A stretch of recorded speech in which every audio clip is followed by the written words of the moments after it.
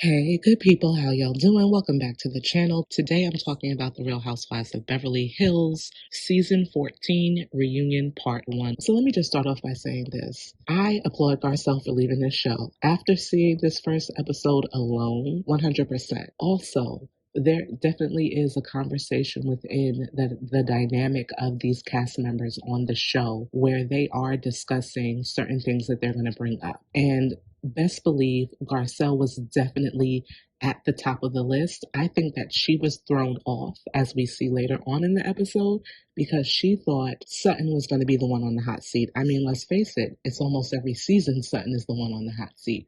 So Garcelle was completely blindsided, understandably so, because she didn't think that she was going to get the wrath of the other women. And my theory about that is I didn't see anything from Garcelle that was so bad that they needed to gang up on her in the way that they did, other than her being exactly what we want to see when we watch reality TV, the reality of these people's lives. I'm going to talk more about that later on, but I think after watching so far this reunion and knowing that Garcelle is not going to be returning next year, after next season, there will definitely be a cast shakeup. I do believe that Dorit, Kyle, Erika, Bose, Sutton, they're all coming back. But best believe, after next season, these top women on the show are going to be no longer. At least one or two of them. That is my prediction. But let's hop right into this reunion. So they start off with Dorit. Andy mentions that the fans love seeing her smoking. She acted like she was so shocked. Oh my God, she probably was shocked that the fans allegedly, I don't know what fans they polled, but that the fans allegedly enjoyed watching her smoke. Apparently, Dorit has been smoking for a very long time. She says that this is just that she used to just smoke socially. BS, girl. BS. I don't even pay attention to what happens with these women outside of the show, but I've heard numerous stories about, number one, her withholding her real life, and number two, about her being a smoker. And as they panned around the room to the rest of the ladies, with the exception of Erika and Bose, Kyle's face looked like, girl, you know you lying.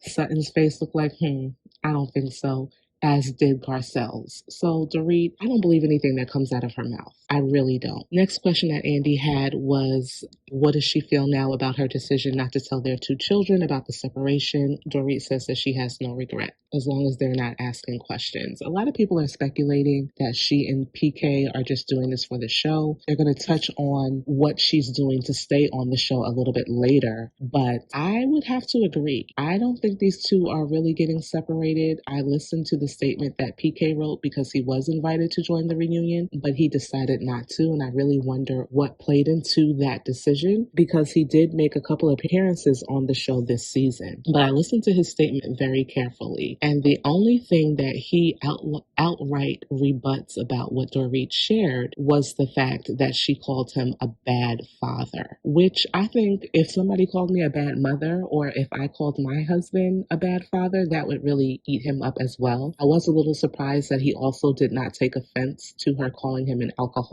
which they do discuss as well. Kyle gets on Dorit a little bit and says that PK has never used that language on the show before. He said that he stopped drinking or that he's trying to sober up, but he's never called himself a drunk, or excuse me, an alcoholic. I think Kyle kind of felt as if Dorit was doing a little too much when it came to PK. But anyways, he wrote the statement, and like I said, the only thing that he pointed out was the fact that he is a good father. He also did throw some shade as well at the end. He said, the Dorit I married would never have allowed this, much less caused it. That woman embodied kindness, integrity, and grace. I can only hope that this version of Dorit finds her way back to the person she once was. I said, okay, PK. Okay, PK.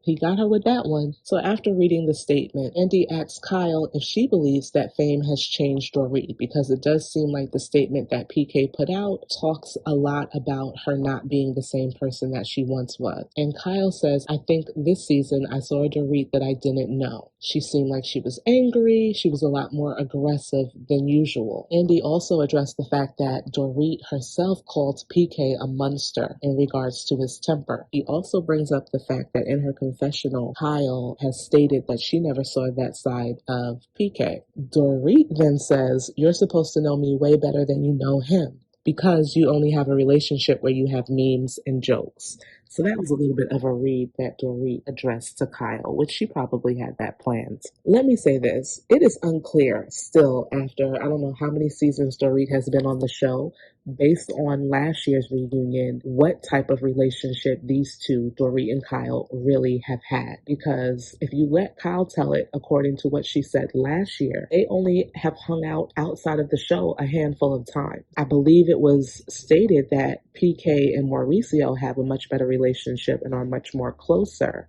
and have done a lot more together than Kyle and Dorit have. So when Kyle even says something during this reunion like, I know you a lot, and then Dorit says the statement that she says, it throws me off because I'm like, well, are you guys lying about your relationship or what? And that really should have been a question that Andy asked, because Kyle, I think she had an interview that she did. It wasn't even during the reunion last year. Now that I think about it, I think there was an interview where she said that their relationship wasn't as close as people think. So how much do you really know of Dorit? Even Sutton chimes in and says that it looks like Dorit was trying to throw PK under the bus, because now Andy has asked the question, does Kyle believe that Dorit was putting on a little bit more this season to try to keep her spot on the show?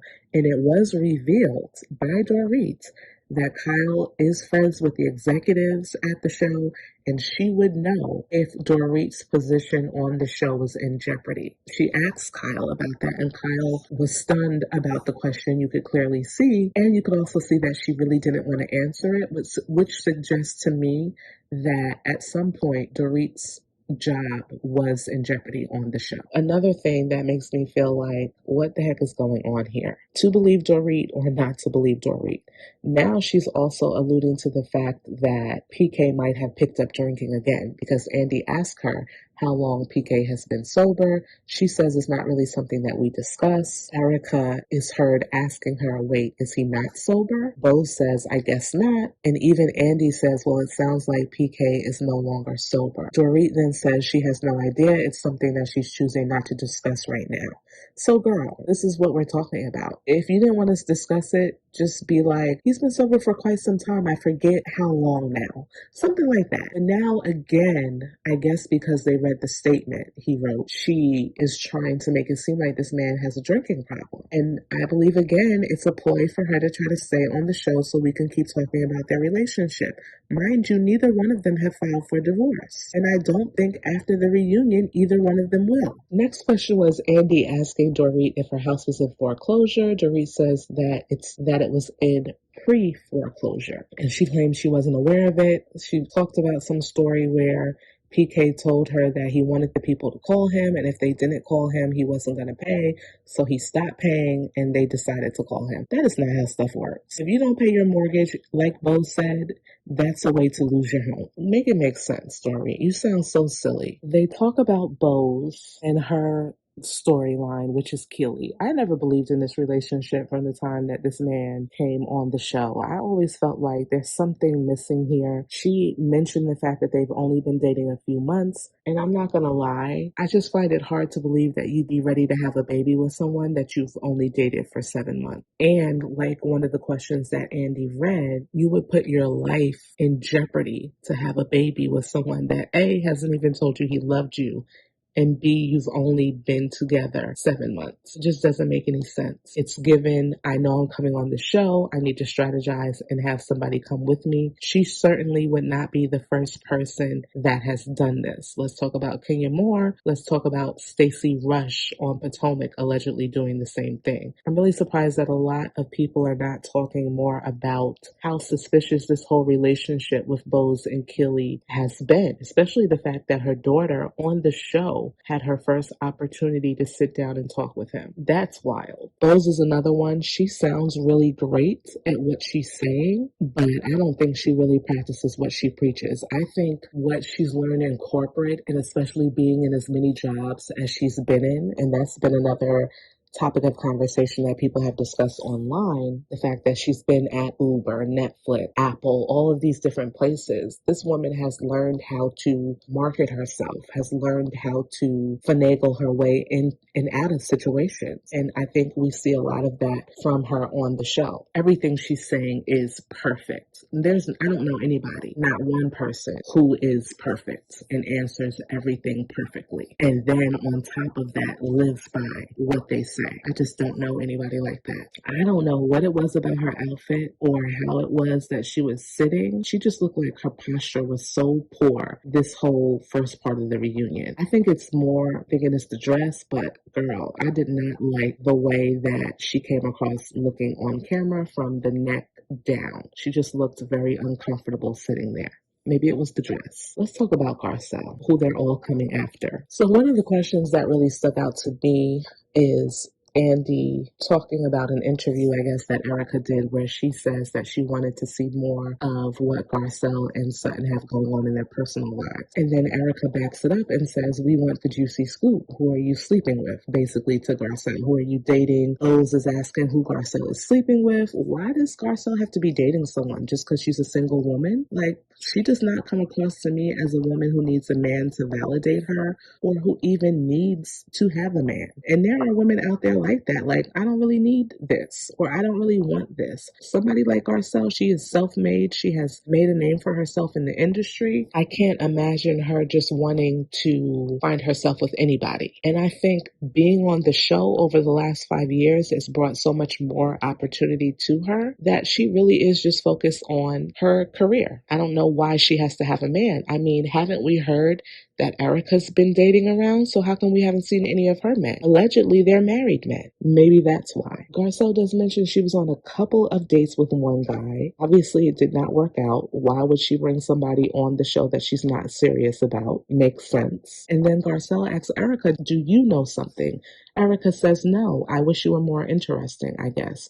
Really? She has to have a man to be interesting? Okay, Erika. You thought you had a moment, but you didn't. You really didn't. Because what makes you interesting? The only thing that I'm interested in knowing about you is whether or not you knew if your husband was stealing that money from those people. Outside of that, I give two you-know-whats about what you have going on. And let's not fail to mention the only reason why you're on the show is because of your husband, who apparently built his fortune off of stealing from other people. So if I were you, I would just keep my mouth shut and just be grateful that you're even still on this show, because the difference between you and Garcelle is she doesn't need this check. Now that I said all of that, let's move on. Kyle wants to have her moment with Garcelle because she's so upset that Garcelle has brought up Morgan. And again, the thing that I love about Garcelle is that she's a straight shooter. And I don't know, maybe I feel like she's just not playing the game that these women are playing. Like, I'm not going to come on here and act and pretend. I'm going to come on here and be who I really am and ask the questions that I really had. I think the things that she has brought out on the show, the questions that she has asked, have been some of the realest moments that we've seen from these women. And Kyle trying to have a moment about this Morgan situation, girl, no. You brought this woman on the show last year, so much so that people speculated y'all were together. And now homegirl received whatever attention she got from the fans and people who watched the show and decided that she did not want to participate this year. And now you want your cast members to not say anything about her. Not how it works. If you did not want that part of your life disclosed, then you should not have brought this woman on the show, because people are going to have questions.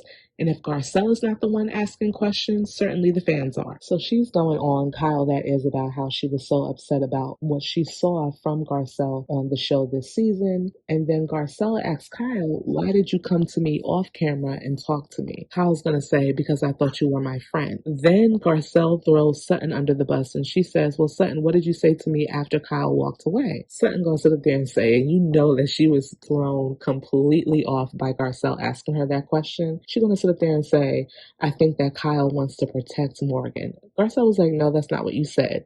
What you said was this was a chess move. So now Kyle's upset with Sutton, and she gonna sit there and call both Sutton and Garcelle mean girls. Is this woman serious? They're mean because they're asking valid questions and calling you out on your BS? Let's be very clear. The realest version of Kyle that we have seen on The Real Housewives of Beverly Hills is when she called out her sister for being a drunk. But at some point, this woman just learned how to play the game and has not produced anything real since then. And now that she's trying to sit there and say that Sutton and Garcelle are mean girls, are you serious? And since Kyle wants to sit there and call Garcelle and Sutton mean girls, let's not forget that limo scene with her sister Kim, where she called her an alcoholic. Or let's talk about season 4 with Carlton when she called her a witch and talked about her religion. Dare I not bring up the time when Mauricio and PK were sitting in her house laughing about Erika's story about her husband Tom Girardi? Or should I talk about the time when Sutton mentioned that she had 2 miscarriages,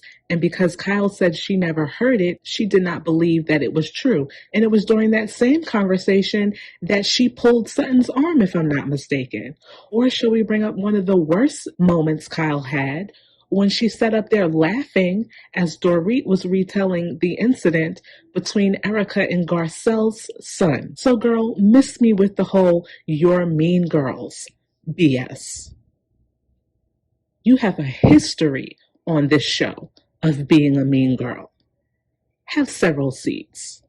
I think the issue that Kyle really has with those two is the fact that Kyle has been here since season 1, and at this point in time, we're now in season 14, she should be a fan favorite. But these 2 newbies come on the show, and they're really the fan favorite. So she feels a certain type of way, and so does Erika. Erika, you're just not likable. You're just not. What you presented on the show is not likable. Is Sutton obsessed with getting Kyle's friendship? Absolutely. I believe that if Sutton had to choose a friend between Garcelle and Kyle, she would choose Kyle every time. The thing about Sutton that I cannot stand is the fact that Garcelle will have her back no matter what. And when it's time for Sutton to do the same and have a spine and be real about what they talk about that we don't even know they talk about, she can't do it because she's so concerned about, number 1, her relationship with Kyle, and number 2, being ganged up on. And I'm sorry, although I love their relationship, that's not a friend. You can see throughout this reunion, even part 1, and we'll see it in part 2, and if they have a part 3, that Erika's going to have Kyle's back and interject. Kyle's going to have Erika's back and interject. Dorit and freaking Bose are going to have each other's back, and they just met this season. For whatever reason, Sutton cannot do the same for Garcelle, and that's Garcelle's biggest issue with Sutton. So if they're all piling up on Sutton and Garcelle is quiet, she's well within her right. So then Andy brings up what Garcelle said about Dorit's robbery. We know that Garcelle feels like it was a setup. She has never said who she believes is behind the setup. Dorit is taking it as if she thinks that both herself and PK, or that PK was the one who set this whole thing up. Garcelle was like, nope, run the tape. And she really gets animated at this point. Run the tape. I never said that. Do not put words in my mouth. So here goes Dorit. Well, you intimated that it was PK. So here go Kyle. And this is what I'm talking about when they have each other's back. Well, who else could it be? Who else would it be? Garcelle says, I don't know who it could be. So then they show the footage. And this is what Garcelle said at the time verbatim. She and Sutton are having a conversation. And she says, you know, when I said last year about her jewelry and the robbery, I don't think Dorit had anything to do with that. But I think someone did. Again, someone could be anybody. Someone could be someone who knows that you don't set your alarm at night, that you leave your door unlocked, where to access your jewelry.